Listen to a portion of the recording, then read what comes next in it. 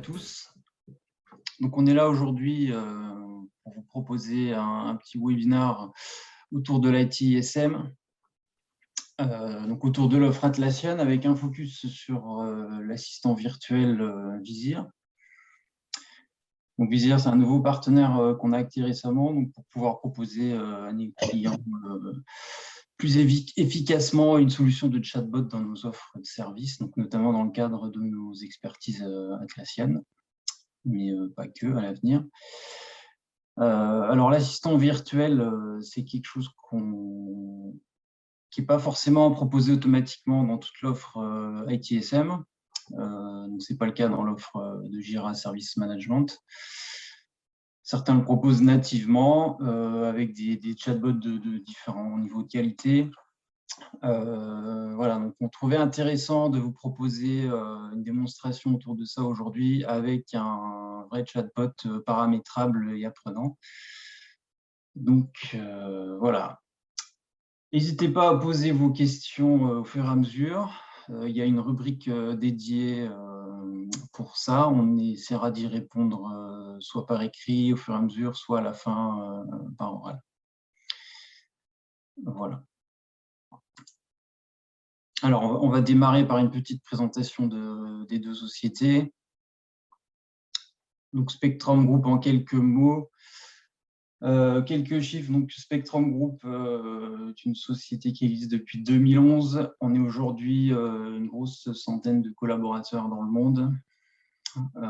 On est représenté dans 5 filiales dans le monde, avec une croissance annuelle assez importante depuis la création et avec aujourd'hui plus de 1000 projets et missions dans le cadre de la gestion de projet du digital, de façon générale, à travers tous nos domaines d'expertise.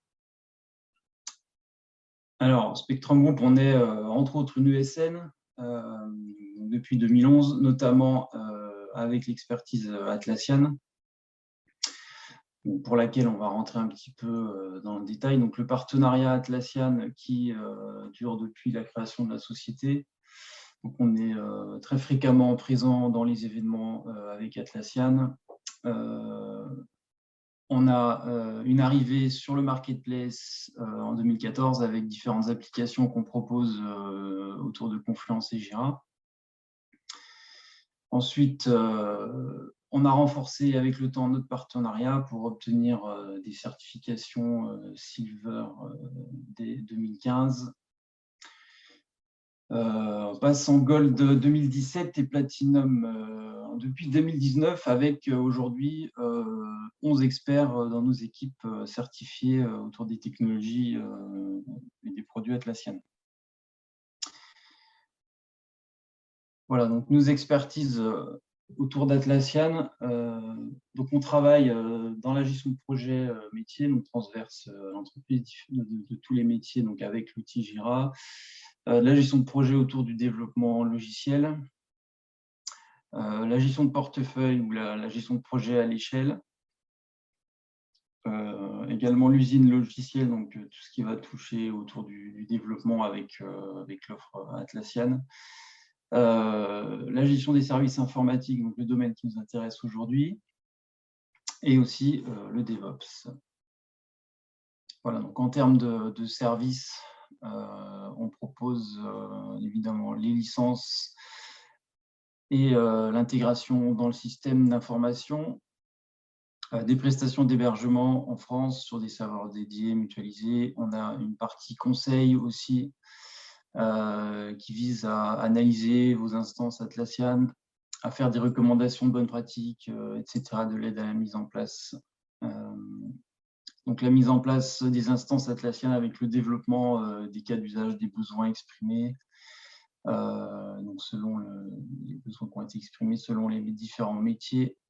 Également une offre complète de formation autour de l'offre Atlassian, jusqu'au coaching sur la gestion de projet, la rédaction de documentation technique, le développement agile, etc. Et ensuite, toute une offre de support infogérance autour de l'exploitation des plateformes de l'offre Atlassian. Voilà. Ensuite, quelques références donc autour de l'offre Atlassian, donc quelques grands groupes autour de quelques gros projets, que ce soit Confluence ou Jira. Donc pour la partie service, beaucoup de projets en exploitation support. Et quelques références intéressantes sur la partie marketplace, donc avec nos applications autour de Confluence et Jira. Alors, un petit rappel de l'offre Atlassian aujourd'hui. Donc, tout s'imbrique un petit peu autour de Jira qui va être au centre de cette offre. Donc, d'abord, une offre dédiée aux équipes agiles donc de développement, donc autour de Jira Software. Ensuite, autour des équipes IT, donc pour l'ITSM, avec Jira Service Management, donc qui se base beaucoup sur le socle Jira. En association avec Confluence pour la base de connaissances, Opgenie pour le traitement des tickets en back-office, etc.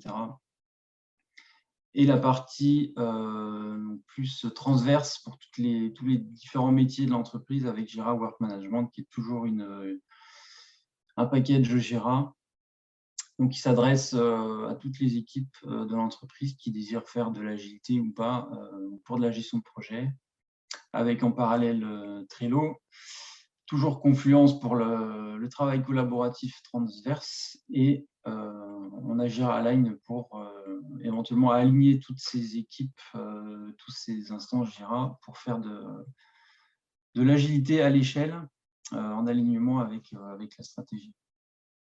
Donc voilà un petit peu comment s'articule l'offre Atlassian aujourd'hui.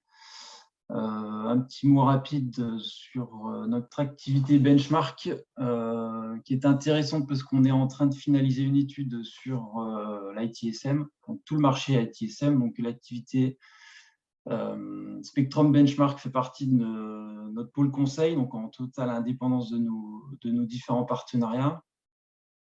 Spectrum Benchmark, c'était initialement une application comparative fonctionnelle du marché des réseaux sociaux d'entreprise depuis 2011. Aujourd'hui, c'est 10 livres blancs qui ont été publiés dans différents domaines. Donc le rythme a tendance à s'accélérer. Cette année, c'est 4 études qui sont prévues.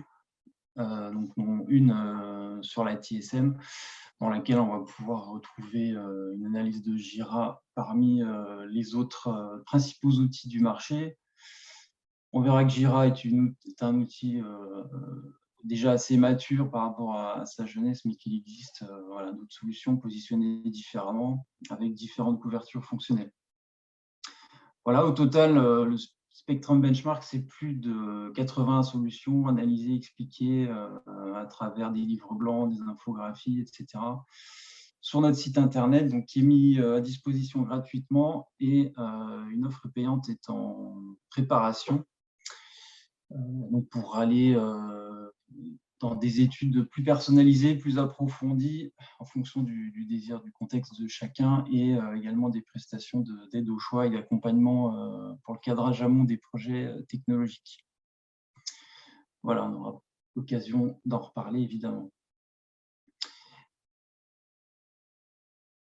Voilà, on va passer à ce qui nous intéresse plus concrètement aujourd'hui. Donc, on va vous proposer une démonstration de l'outil service Jira Service Management, donc autour du service desk évidemment, de la base de connaissances, de la base de configuration, donc CMDB Asset Management, donc une brique indispensable pour prétendre faire de l'ITSM, et également l'intégration avec l'assistant virtuel, donc Visir, et les chat-ops que sont Slack ou Teams, entre autres. Voilà, donc je vais passer la main à Antoine pour introduire la partie Visir, et on se retrouve tout à l'heure. Merci Thomas, bonjour à toutes et à tous. Antoine Taureau, je travaille chez Visir. Effectivement, je vais vous présenter déjà rapidement la société Visir pour situer le contexte. Et très rapidement, je passerai la main à mon collègue Sacha qui va ensuite vous faire la démo en live en partageant son écran. Donc,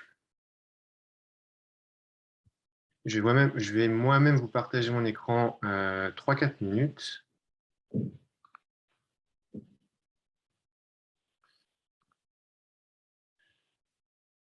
Voilà. Hop. Donc, Vizir, si vous ne connaissez pas, c'est une société qui a été créée en 2018, qui est un éditeur d'une plateforme de création de chatbots pour entreprises.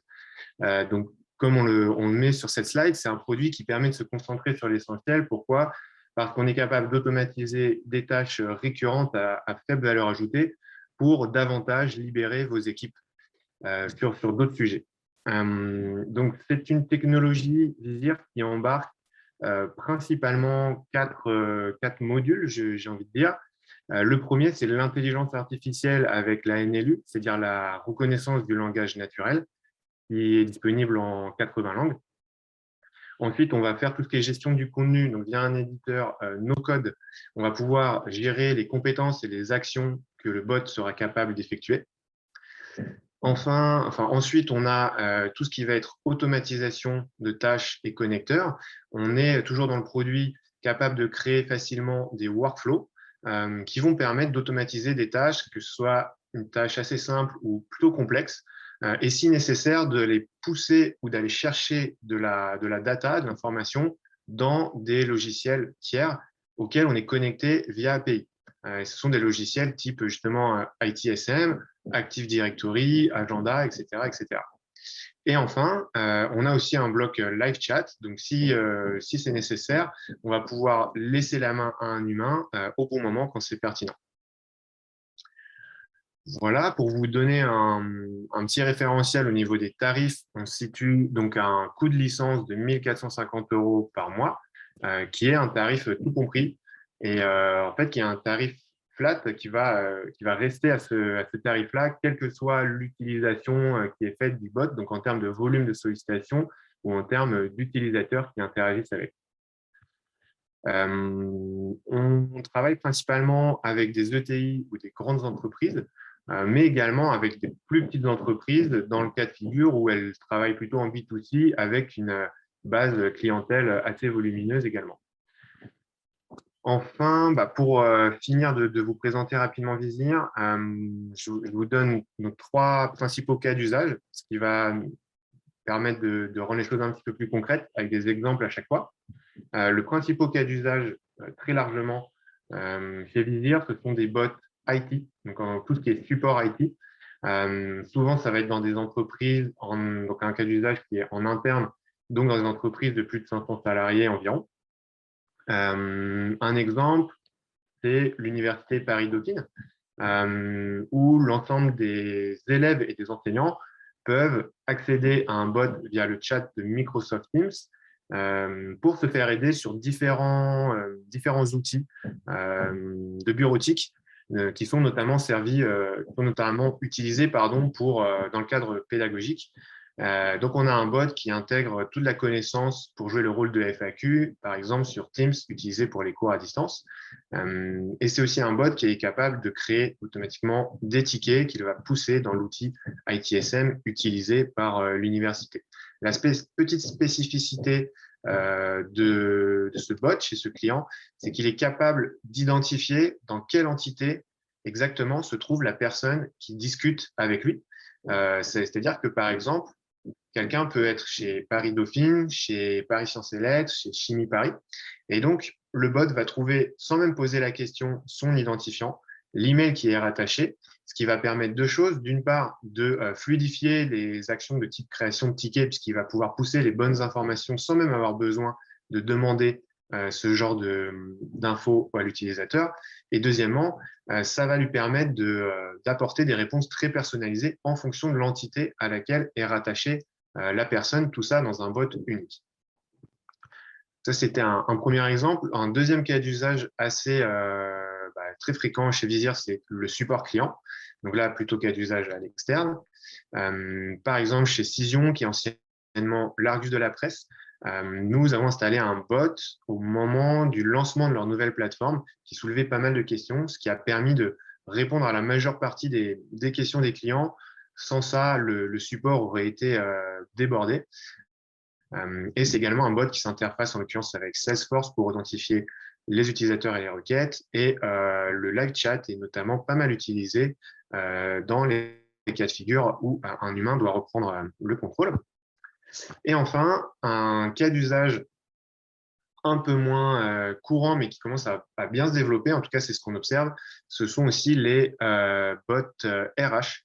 Par exemple, on déploie actuellement le bot RH pour Monoprix, qui va concerner plus de 24 000 collaborateurs et qui va répondre à tous les sujets RH récurrents, conventions collectives, administratives, salaires, Covid, etc.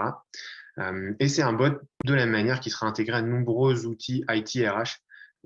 Et par exemple, on pourra, via le bot, poser ses congés directement sans même se connecter à l'outil habituel. Donc là, c'était les trois principaux cas d'usage, mais on a aussi des cas d'usage de type légal, appui CRM, sales, innovation, achat, etc., etc. On peut imaginer beaucoup de choses.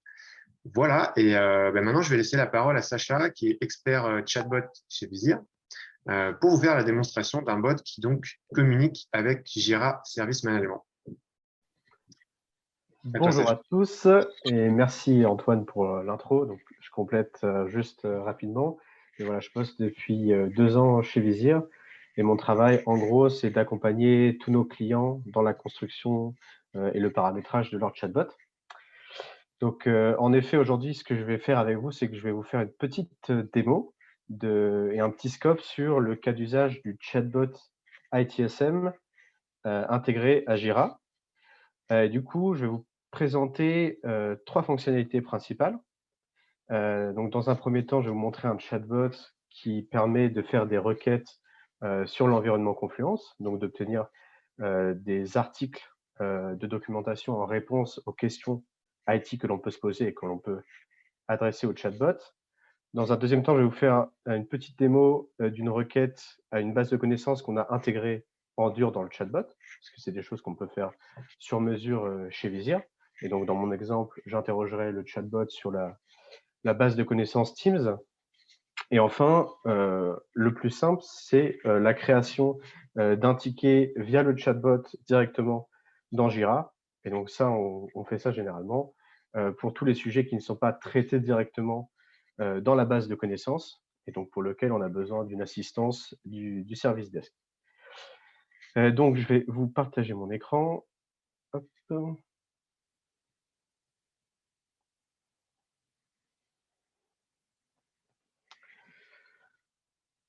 OK. Donc, normalement, ça devrait être bon. Donc, il y a une première chose à vraiment bien noter avec les chatbots Vizir, c'est que c'est vraiment, et ça peut être, et ça doit être, même c'est ce qu'on aime porter comme message, un point central de votre SI, de votre ITSM dans votre organisation, parce que le chatbot, il peut être intégré n'importe où via de très nombreux canaux de communication. Donc, on a par exemple les outils de messagerie instantanée. Donc ici, pour cette présentation, j'ai choisi d'utiliser Microsoft Teams, parce que c'est le plus utilisé chez nos clients, mais on peut imaginer également partager le chatbot sur un intranet et finalement sur n'importe quel site web. Je vous montrerai après, il suffit d'intégrer une dizaine de lignes de code et votre chatbot est disponible, vous savez, en bas à droite sur la page web de votre choix. Et on peut même aussi, et ça c'est de plus en plus utilisé par nos clients, mettre à disposition le chatbot via un raccourci de bureau et finalement accéder au bot comme on accède à Excel via un double clic sur un raccourci sur votre bureau Windows.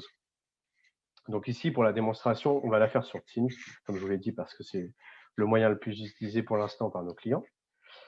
Et donc, je vais commencer par la fonctionnalité Confluence, donc recherche dans la base de connaissances. Après, je vous montrerai la recherche dans la base de connaissances Teams du chatbot. Et enfin, la création d'un ticket. Donc là, on peut commencer à discuter avec le chatbot. Ce qui est très puissant dans un chatbot, c'est qu'on va pouvoir utiliser le langage naturel et que le chatbot, finalement, va interpréter notre requête et tout faire à notre place, automatiser l'action derrière. Donc, si je dis par exemple comment accéder à Jira, c'est plutôt intéressant vu l'ordre du jour. Le chatbot va m'expliquer qu'il a compris que je cherche des informations par rapport à Jira. Donc, il a capté l'info Jira de ma question. m'explique qu'il va devoir faire donc une recherche dans la base Confluence et va me demander de spécifier des termes pour affiner ma recherche. Et donc là, par exemple, je vais lui écrire connexion Jira. Et là, le chatbot va me proposer un carrousel, donc composé de un ou plusieurs éléments, un ou plusieurs articles qui vont correspondre à mon besoin, donc via la fonctionnalité de recherche Confluence. Et va me mettre à disposition, un lien vers cet article de base de connaissances. Donc, je vous l'ouvre ici pour vous montrer. Et donc, j'accède directement à mon article de base de connaissances, accéder à Jira. Donc là, c'est un article rédigé rapidement pour la démonstration, juste pour vous montrer qu'on y accède très facilement depuis le bot. Donc ça, vraiment, c'est la première fonctionnalité qui est très utile, c'est finalement rendre accessible la base de connaissances de votre organisation via du langage naturel par un outil qui est accessible de partout dans votre entreprise, donc depuis Teams, depuis même le bureau de tous vos collaborateurs, bureau Windows, j'entends. Donc ça, c'est la première fonctionnalité. La deuxième fonctionnalité, donc je vous en parlais, c'est la base de connaissances Teams que j'ai ajoutée en dur dans le chatbot. Donc ici, par exemple, hein, encore une fois, du langage naturel très simple. Donc, je vais demander au bot comment créer un canal Teams. C'est une question qui peut tout à fait être courante dans la plupart des organisations. C'est le cas chez nos clients. Et donc là, le bot, on voit bien qu'il a parfaitement compris ma question parce qu'il me répond direct, voici la démarche à suivre pour créer un canal dans une équipe Teams.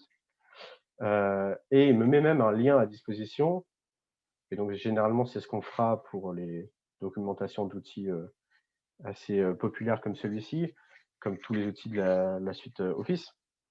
Ou ici, j'arrive directement sur l'article de doc pour créer un canal dans Teams. J'ai plus qu'à suivre les étapes. Et finalement, j'aurais résolu mon problème, j'aurais réussi à créer mon canal. Je le note aussi ici au passage, il est désormais possible dans Visir, sur n'importe quelle plateforme, d'intégrer directement des fichiers PDF dans les contenus du bot pour présenter vos documents. Je ne l'ai pas fait ici parce que ce n'était pas l'objet, mais voilà. Donc, ça me permet de passer du coup au dernier exemple. Donc, je vais juste me replacer dans un contexte de base sur l'introduction. Et on va aller créer un ticket. Donc, on va déclarer un incident finalement matériel pour lequel il n'y aura aucune réponse dans la base de connaissances. Et donc, je vais écrire que mon écran, par exemple, est cassé. On va faire ça. Donc là, mon écran est cassé.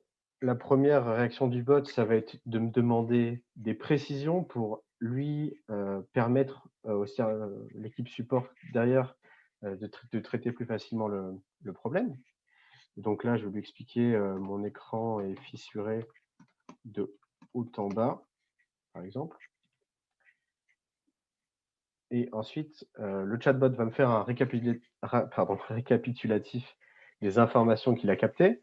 Donc là, il a compris qu'il s'agissait d'un problème à propos d'un écran. Donc ça, c'est la compréhension de langage naturel qui a interprété ça. Il a bien compris, évidemment, ma description que l'écran est fissuré de haut en bas. Et le petit bonus aussi, puisqu'on est intégré dans Teams, c'est un des gros avantages, on est connecté en tant qu'utilisateur Teams quand on parle au bot, et donc il nous reconnaît de base. Je n'ai jamais eu le besoin de me présenter au bot. Il sait que je suis sacha@visir.co, et ça va lui permettre de créer le ticket et de me l'assigner directement dans l'outil ITSL derrière, donc dans notre cas, Jira. Je valide les infos, puisque toutes les infos qu'il a captées sont parfaites. Le bot m'affirme que le ticket a bien été créé, me donne son identifiant, c'est sympa, et me donne aussi une URL qui va permettre par la suite de suivre le ticket, c'est quand même assez idéal. Et on voit donc qu'il a titré le ticket avec ce qu'a compris l'intelligence artificielle, suivi de la description, donc vraiment pour qu'on ait les informations primordiales en tête de ticket. Donc on voit bien que le ticket a été créé à 2h59. On retrouve ici l'identifiant qui m'a affiché dans le chatbot. Voilà. Donc ça, c'est donc pour la démo du chatbot en tant que tel. Donc Si je résume, donc ce chatbot, il permet d'automatiser en fait une grande partie des tâches à faible valeur ajoutée. Donc par exemple, enfin, toutes les tâches de niveau 0, on va être capable d'entraîner une intelligence et d'apporter des réponses standards, donc via la base de connaissances Confluence ou via de la création de tickets très bien qualifiés. Et c'est vraiment un outil qui est accessible de partout, le chatbot, donc via les canaux de messagerie, l'intranet, les sites web, les raccourcis de bureau, qui est extrêmement facile d'utilisation, puisqu'il suffit en fait à un utilisateur de parler dans sa langue maternelle au bot pour qu'il apporte les réponses correctes. Et c'est un outil qui va pouvoir, du coup, comme je le disais, automatiser un grand ensemble de processus dans toute votre organisation. Donc, finalement, tous vos outils qui exposent des API ou web services. Et donc, on pourra connecter un chatbot avec l'ensemble de la suite Atlassian. Donc, pour information, Visir dispose actuellement de plus d'une centaine de connecteurs natifs, notamment avec toute la suite Atlassian. Mais vous pouvez également en demander sur mesure, et dès qu'on dispose d'une documentation, on peut intégrer le bot à cette nouvelle API. Et un cas d'usage qui peut toujours être très intéressant, et c'est le cas pour tous nos clients ITSM, c'est d'aller faire d'une part l'intégration avec leur outil ITSM Jira, et d'autre part une intégration avec l'Azure AD. Donc ça, Antoine évoquait le sujet juste avant, mais on va être capable du coup, dans tous les outils Office, d'aller pousser de la donnée ou récupérer de la donnée. Donc typiquement, on va être capable de faire de la prise de rendez-vous sur Outlook, de l'organisation de réunions sur Teams ou de la création d'équipes sur Teams. On va être capable d'effectuer des actions dans OneNote, etc., etc. C'est vraiment la foule d'informations qu'on peut pousser est infinie. Et c'est sur ça que les chatbots Visir vont vraiment vous faire gagner beaucoup de temps et vous apporter beaucoup de valeur. Et donc là, ce qui peut être intéressant maintenant, c'est de rentrer un peu dans le cœur du réacteur et que je vous fasse une petite démo du back-office Visir. Ce qui était assez intéressant aussi dans ce que Antoine a dit tout à l'heure, c'est qu'en effet, Visir vous permet de paramétrer vos bots sur une plateforme qui est 100% no code. Donc, il n'y a vraiment pas besoin de savoir programmer en quelconque langage informatique pour utiliser Visir. Il suffit de parler et d'utiliser sa logique pour disposer les contenus comme on le souhaite. Et donc là, je vais vous faire une présentation assez rapide parce qu'il faudrait quand même plus de 10 minutes pour maîtriser la plateforme et savoir paramétrer un bot. Mais ça vous donnera déjà un bon aperçu du fonctionnement, des briques importantes Visir et des fonctionnalités qui peuvent vous intéresser. Donc déjà, je vais commencer par une fonctionnalité très basique dont j'ai déjà parlé. Pour ce qui concerne l'intégration du bot sur n'importe quel site web, je vous disais qu'il s'agissait d'une dizaine de lignes de code. Alors, ce n'est pas un mensonge, hein, il suffit de copier-coller ce bout de code-là sur votre site et vous aurez une petite bulle en bas à droite comme celle-ci. Vous pouvez le voir, ceci est un chatbot Visir. Voilà. Donc ensuite, on va rentrer sur les sujets un peu plus basiques et élémentaires de la plateforme. Donc, globalement, vous retrouvez à peu près toutes les fonctionnalités sur le menu latéral gauche ici. Et ce qui est le plus basique et intéressant pour construire un chatbot comme je vous l'ai démontré aujourd'hui, sont les onglets compétences, NLU et workflow. Donc, dans l'onglet compétences, assez rapidement, vous allez pouvoir donc paramétrer toutes vos briques de contenu. Vous retrouvez des briques. Donc, on a ici la brique d'introduction, la brique FAQ Teams, la brique recherche Confluence et la brique de création de tickets ici. Et donc, vous allez simplement pouvoir paramétrer vos textes. Donc, par exemple, ici, je rentre dans la brique d'introduction. Et ici, par exemple, on voit que j'ai paramétré le message « Bonjour, je suis Franck, votre assistant informatique. Je peux répondre à vos questions liées à tous nos outils et matériels informatiques. » Donc, c'est exactement le message que vous retrouviez en introduction tout à l'heure. Voilà, c'est aussi simple que ça. C'est préparer des briques de contenu. On peut en ajouter à volonté et il suffit d'écrire finalement dans le bloc de contenu. Donc ça, c'est une partie du bot. Hein. On paramètre un ensemble de réponses. On préenregistre des réponses. Après, ce qui est intéressant dans le chatbot, c'est ce qui est puissant et impressionnant, c'est le machine learning et l'intelligence artificielle, qui est un mot qui peut faire un peu peur. Donc, je ne vais pas rentrer trop dans le détail hein, sur cette brique de NLU, donc pour Natural Language Understanding en anglais, donc la compréhension du langage naturel, parce qu'il faudrait un webinaire entier pour aborder tous les aspects du paramétrage. Mais assez rapidement, en résumé, en fait, on va aller paramétrer ces catégories de phrases. Donc ici, moi, j'ai décidé pour cette démonstration de créer 3 groupes de phrases. Donc les questions un peu comment faire, les questions je veux faire une demande de service et les questions j'ai un problème, un incident. On va ensuite aller paramétrer des entités. Donc ça, c'est très simple, c'est des espèces de mots-clés, des champs lexicaux. Donc par exemple, on va avoir l'entité casque, l'entité écran, imprimante, Jira, ordinateur, etc., etc. Ça peut s'appliquer à tout outil matériel, logiciel de votre organisation. Et derrière, il nous suffira d'aller créer des configurations. Donc ici, par exemple, j'ai une configuration comment Teams.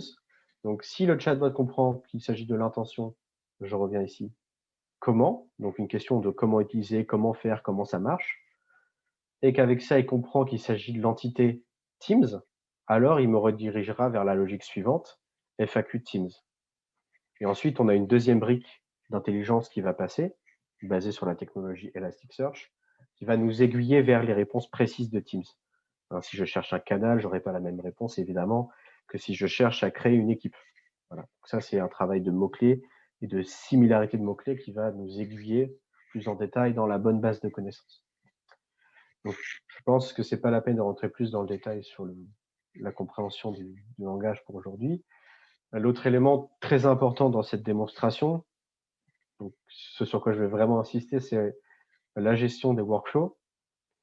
Donc ici, en fait, il y en a 2 principaux hein, dans ce bot de démo. Donc il y a la recherche dans Confluence et la création de tickets dans Jira. Dans Jira Service Desk Management. Donc on ne va pas trop rentrer dans le détail, c'est la partie un peu la plus technique de Visir, où on doit paramétrer des URL, enfin des calls API, hein, des web services. C'est pas intéressant pour la démonstration, mais ce qui est vraiment à noter, c'est que, comme je vous le disais tout à l'heure, on dispose de plus d'une centaine de connecteurs et que tout est 100% paramétrable via la plateforme. Donc, si vous vous rendez sur l'onglet Connexion API, vous pouvez tout simplement faire une demande d'intégration et vous pourrez vous ajouter à la liste assez longue ici de connecteurs. Donc, vous pouvez imaginer d'automatiser n'importe quelle action dans les outils de votre entreprise qui disposent de web services. Donc, c'est vraiment, faut pas se limiter. Et si une doc existe, c'est que c'est possible. Donc, ça, c'est pour la partie workflow.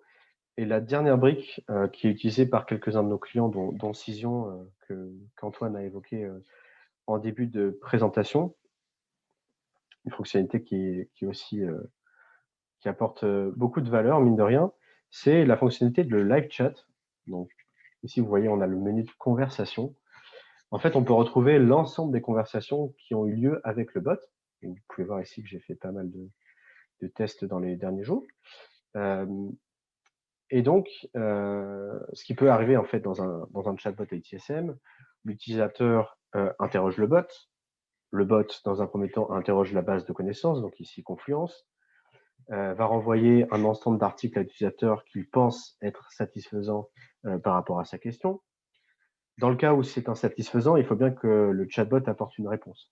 Donc, le premier réflexe peut être de pouvoir créer un ticket. On dit, tu n'as pas eu ta réponse dans la base de connaissances, alors je vais te faire créer un ticket. Mais on peut aussi dire, en fait, non, je peux te faire créer un ticket, oui ou non, mais je veux que ton problème soit résolu au moment où tu quittes cette conversation. Et donc, je vais faire reprendre la main à un utilisateur du support, du service desk. Et en fait, directement, dans Visir, ici, vous pouvez vous adresser à l'utilisateur en écrivant votre message, en appuyant sur « Envoyer ». L'utilisateur va recevoir son message et vous allez commencer en fait une conversation exactement comme sur tous vos outils de messagerie, donc votre Teams ou voire même votre Messenger dans votre l'outil perso, jusqu'à ce que l'utilisateur final ait sa réponse. Ça vous évitera donc la création du ticket, parce qu'il faudra que le ticket soit créé à un moment. Et ça permettra à l'utilisateur de ne pas quitter l'outil sans avoir eu de réponse. Donc voilà, je pense que c'est à peu près tout pour ma présentation. Donc vraiment les éléments clés à retenir, si je devais résumer cette démonstration. Donc côté utilisateur, Visir, c'est une plateforme accessible de partout, qui est super facile d'utilisation parce que c'est du langage naturel. Ça, c'est le deuxième point très important, qui peut permettre de connecter l'ensemble en fait de vos outils internes à votre entreprise pour créer un maximum de valeur. Et après, côté back-office, donc là, côté paramétreur du bot, puisque généralement, c'est quelqu'un de votre organisation qui va travailler à mes côtés pour paramétrer le bot. C'est une plateforme 100% no-code, donc très facile d'accès et de paramétrage. Si vous avez déjà connu un peu du web, fait du SharePoint, par exemple, vous trouverez ça extrêmement simple. Et pour laquelle vous avez une expansion infinie de connecteurs API qui vous permettront, encore une fois, je me répète un peu, mais de créer un maximum de valeur pour votre entreprise. Voilà, je vous remercie et c'est la fin de ma démonstration. Merci Sacha. On va passer la main à Spectrum maintenant. Merci beaucoup Sacha. Merci Antoine. Bon, je reprends un petit peu la main pour la partie, terminer la partie client du service desk. Après, je repasserai la main à Jean pour voir l'envers du décor de mon côté agent. Donc, je vais vous partager mon écran. Voilà. Alors, donc là, on se trouve sur le portail client de Jira Service Management. Donc, c'est une page qu'on va pouvoir personnaliser. Là, on a fait quelque chose de très simple. Donc là, on peut voir qu'on a différentes actions. Donc, soit poser une question, soumettre une demande, éventuellement, on pourra rajouter une demande de changement, etc. On peut paramétrer tout un tas de services. On va pouvoir voir les demandes en cours. Donc, j'ai posté personnellement au niveau de la plateforme. Et on va avoir aussi accès à un moteur de recherche, notamment pour accéder à la base de connaissances, ce qui peut être intéressant avant de publier un ticket. Donc, admettons que j'ai un souci sur mon antivirus. Je vais taper une recherche antivirus et je vais voir dans la base qu'il existe un article qui parle de l'antivirus. Donc, on a un article sur la configuration de l'antivirus. Donc, deux possibilités. Soit je vais trouver la réponse à mes questions dans cet article de connaissances, soit je vais pouvoir contacter directement le support. Donc, soit en posant une question, soit en soumettant un incident en fonction de la nature de ma demande. Donc, je vais pouvoir dire que, par exemple,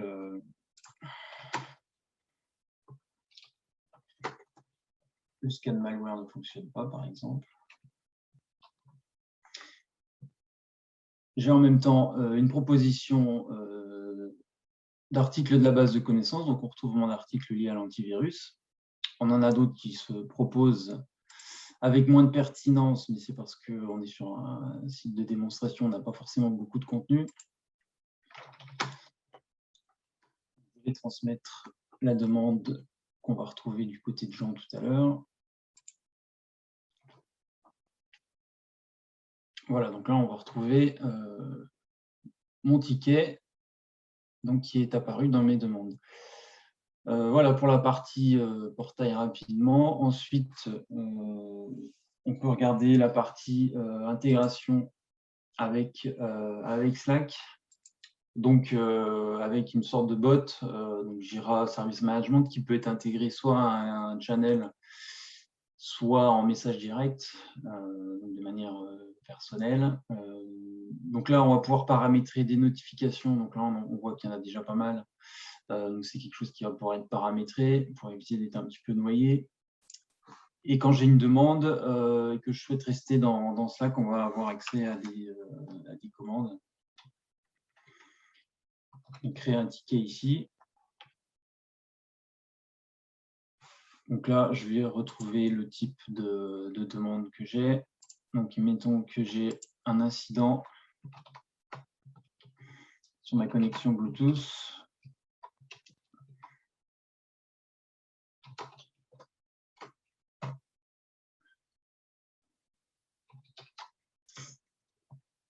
Hop.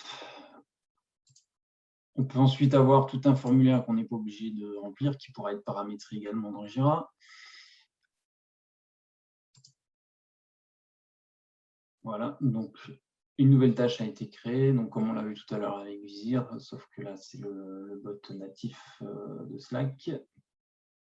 Donc on va retrouver ça en back-office. Je vais passer la main à Jean qui va nous montrer la réception de tout ça en back-office et le traitement des tickets ainsi que toute la gestion du système information dans la base de Jira Service Management. Bonjour à tous, merci Thomas. Donc effectivement, je vais partager mon écran pour vous montrer ce qui se passe en fait derrière. Côté outil lui-même, côté agent, donc côté support IT et personnes qui sont réellement en charge de traiter les tickets. On l'a vu avec Thomas et avec Sacha, en fait, les actions qu'on vous a montrées, c'est déjà, à travers notamment le bot Visir, c'était comment essayer de limiter la création de tickets en accompagnant vos utilisateurs à travers la mise en place d'un chatbot, par exemple, pour les guider et accéder plus facilement à des articles de base de connaissances, ou le faire depuis le portail client natif Jira Service Management, où il y a effectivement aussi la possibilité de remonter des informations issues des bases de connaissances pour aiguiller vos utilisateurs et, in fine, essayer de limiter le nombre de tickets créés. Mais il y aura toujours des tickets, enfin, il y aura toujours nécessité de créer des tickets, donc derrière, que votre équipe support les qualifie et les traite. Donc, effectivement, ce que vous voyez à l'écran là, c'est la vue agent, donc la vue support IT, et les personnes qui vont réellement travailler sur les tickets qui ont été créés. Donc, ce qui va se passer, c'est que déjà, Jira Service Management va vous permettre de mettre à disposition un certain nombre de files d'attente par défaut qui vont vous afficher tous les tickets par typologie de tickets. Et donc, vous voyez bien qu'en bas, on retrouve bien les 2 derniers tickets créés par Thomas, avec, dès le début, un certain nombre d'informations et une notion de SLA qui démarre dès la création du ticket. Après, par rapport aux informations qui vous ont été présentées côté portail ou côté bot Visir, le ticket Jira dans Service Management, il contient plus d'informations. Donc, comme vous pouvez le voir, vous allez avoir la description, vous allez éventuellement aussi avoir nativement un petit peu de machine learning qui va vous permettre automatiquement de lier le ticket qui a été créé avec des tickets qui existeraient déjà, basés sur l'analyse du contenu. Et derrière aussi, vous allez pouvoir gérer tout le cycle de vie du ticket à travers déjà les différents acteurs qui vont intervenir, donc la personne qui l'a créé, la personne qui va la traiter et un workflow aussi qui va vous permettre en fait de gérer le cycle de vie de votre ticket au sein de votre support. Donc là, on est sur un workflow relativement simple. Évidemment, c'est à force de Jira aussi. Ces éléments-là sont complètement paramétrables et adaptables. Et on peut, par exemple, imaginer rajouter un cycle d'approbation ou éventuellement un cycle d'escalade. Tout ça est complètement paramétrable côté Jira. Je vais reprendre voilà, un autre ticket. Il y a aussi d'autres éléments, je dirais, d'informations complémentaires qui ont été automatiquement gérées côté service management. Par exemple, la création du ticket, l'association avec les fameux articles de base de connaissances. Donc là, Jira est venu analyser les éléments du ticket et va proposer automatiquement des articles qui lui semblent pertinents dans la base de connaissances Confluence associée. Comme l'a spécifié Thomas, aujourd'hui on est sur une instance plutôt de démo avec peu de volumétrie, mais comme c'est un phénomène apprenant, au fur et à mesure que votre base de connaissances va s'enrichir, que vos agents vont traiter les tickets, eh ben, la pertinence des éléments remontés à ce niveau-là sera meilleure. Si voilà, l'agent qui traite le ticket se rend compte qu'il n'y a pas d'éléments encore présents dans la base de connaissances, il peut directement depuis l'interface Jira créer un nouvel article et venir enrichir la base de connaissances. Donc c'est une des forces aussi de la suite Atlassian, c'est que tous les outils sont extrêmement imbriqués et comme vous le voyez, il n'y a pas besoin de changer de contexte. Depuis le ticket Jira, je peux directement accéder et enrichir la base de connaissances. Autre élément important aussi, c'est, on a parlé tout à l'heure de support informatique, donc de CMDB. Donc, en fait, comme vous le voyez, effectivement, Thomas, qui est un utilisateur identifié au niveau du portail, quand il a créé son ticket, Jira est venu aller requêter automatiquement la base de données contenant tous les assets de l'organisation et a trouvé automatiquement le PC associé avec l'utilisateur Thomas. Donc ça, ce sont des éléments d'automatisation très simples, mais qui permettent grandement de faciliter le traitement des tickets côté Jira en venant enrichir facilement les éléments d'information issus de votre organisation. Alors, ça, c'est fait via une app qui s'appelle Insight, qui a été rachetée par Atlassian et qui est en phase d'intégration dans Jira Service Management et qui vous permet donc facilement, depuis cette interface-là, de gérer l'ensemble de vos assets informatiques et de les réexploiter au niveau de vos tickets et de votre portail Jira. Donc, encore une fois, ça s'est fait en automatique à la génération du ticket. Derrière aussi, on retrouve l'une des forces de la solution, c'est la possibilité effectivement de venir gérer directement depuis le ticket le flux de commentaires, soit interne, c'est-à-dire typiquement venir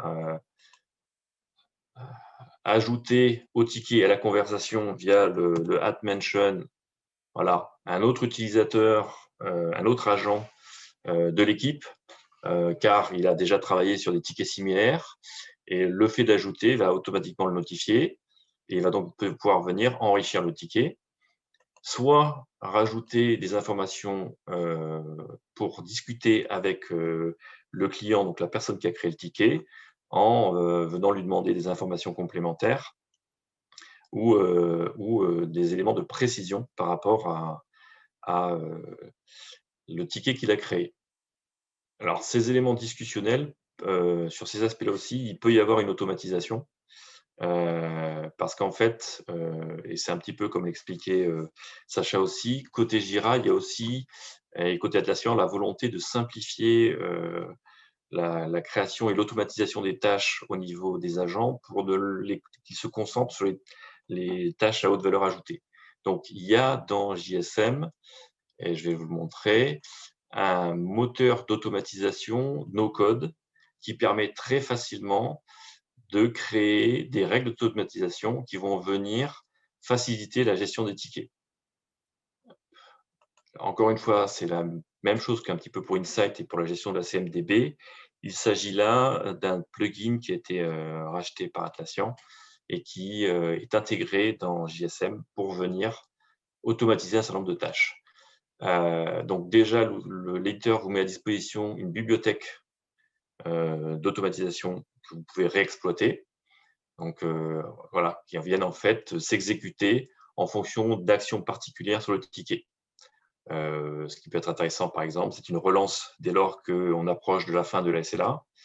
Ça peut être intéressant aussi de rajouter, par exemple, de réouvrir un ticket fermé lorsque le client, le créateur du ticket, vient remettre un commentaire. Donc, vous avez toute une série de tâches d'automatisation qui sont disponibles par défaut et vous pouvez très facilement créer une nouvelle.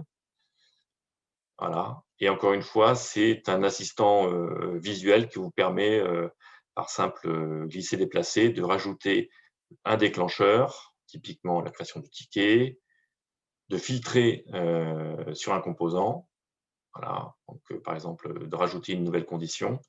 Vous voulez par exemple exécuter cette règle que sur un certain type de ticket, vous pourrez le faire.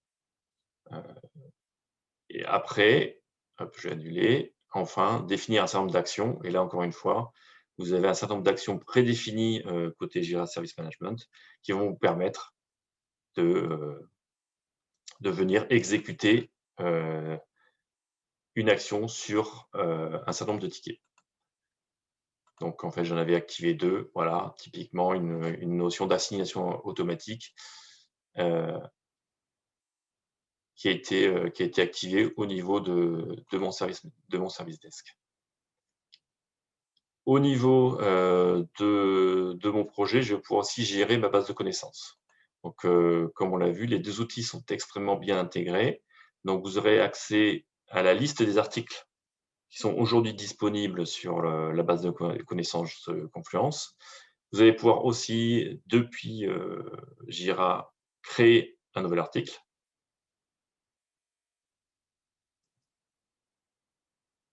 Donc là, il va vous rebasculer sur Confluence et vous permettre de créer un article à partir de templates préexistants. Donc, effectivement, on est dans un contexte ITSM, gestion d'un support informatique. Vous avez 2 modèles par défaut accessibles, l'article de conseil et l'article de dépannage. D'accord. Et donc, si je prends l'article de conseil, ou plutôt l'article de dépannage, pardon, vous allez voir que derrière, je lui donne un titre.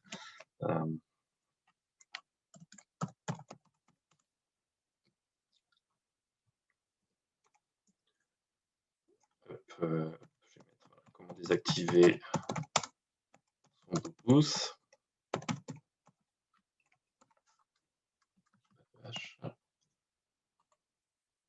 Voilà. Et derrière, Confluence va vous proposer directement une structure avec la description du problème, la solution.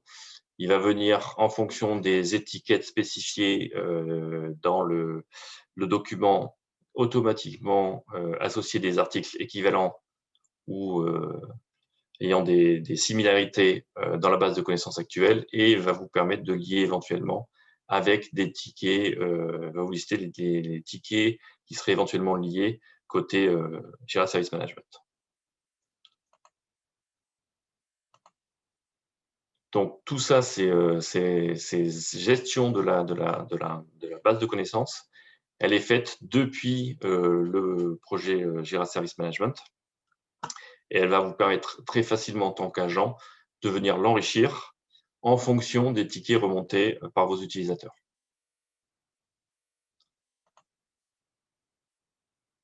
Je vais revenir sur ma file d'attente.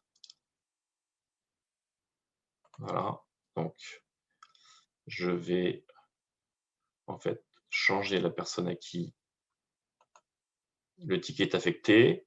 Je vais me l'affecter et je vais pouvoir très facilement aussi démarrer voilà, le traitement de mon ticket, de ma demande, en simplement changeant le statut de cette demande au niveau du workflow. Et là, du coup, ça va aussi mettre à jour les SLA associés avec le ticket. Ça se traduit aussi par la mise à jour des informations côté portail utilisateur, c'est-à-dire qu'à chaque fois que moi, en tant qu'agent, je viens enrichir sur des données évidemment qui sont partagées avec le client ou des données publiques de type changement de statut, ces éléments-là sont automatiquement remontés côté portail utilisateur. Donc, que je sois la personne créatrice du ticket ou la personne qui travaille sur le ticket, toutes les infos pertinentes sont automatiquement partagées. Donc là, C'était une petite présentation de la puissance de JSM en standard côté agent, côté traitement des tickets, qui s'achève ici. Je vais repasser la main à Thomas et Sacha pour éventuellement toute la partie questions-réponses. Ok, merci Jean. Eh ben, on n'a pas beaucoup de questions pour l'instant. On va attendre un petit peu et puis sinon on fermera la session.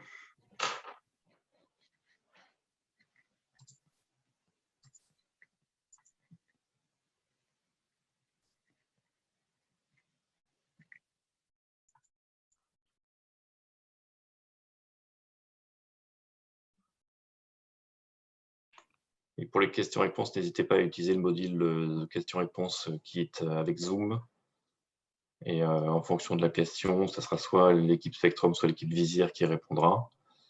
Et si jamais on ne peut pas vous répondre exactement en session, on n'hésitera pas à vous recontacter une fois le webinaire terminé.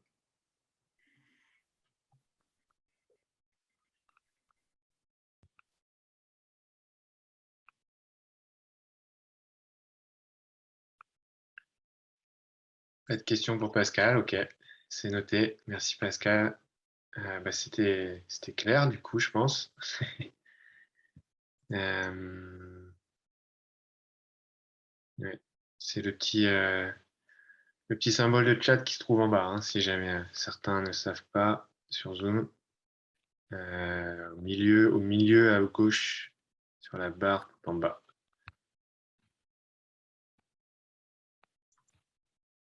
Mais bon, Jean et Sacha, vous avez été tellement brillants que je pense que tout était parfait. Donc, pas trop de questions pour le moment non plus pour Kiren.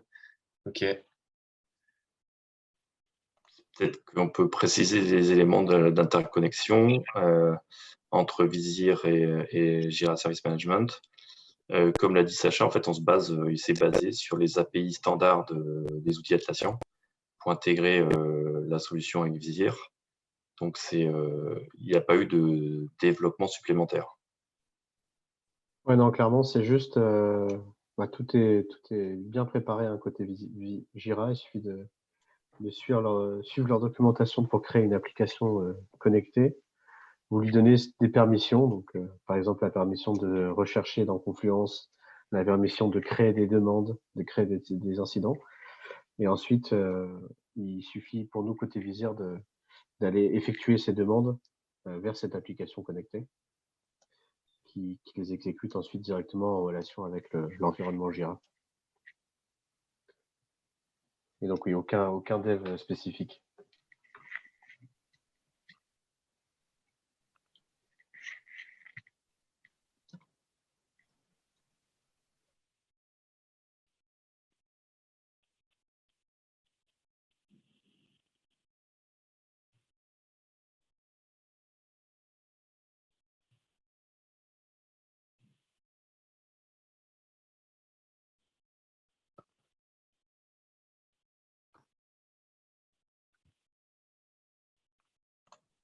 Je pense qu'il n'y a pas beaucoup plus de questions, donc on va peut-être pouvoir conclure ce webinaire. Thomas, je te laisse peut-être démarrer la conclusion avant de passer la main à Antoine.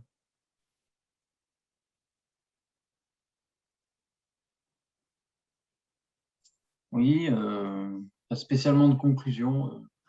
Voilà, on n'hésite pas à nous contacter.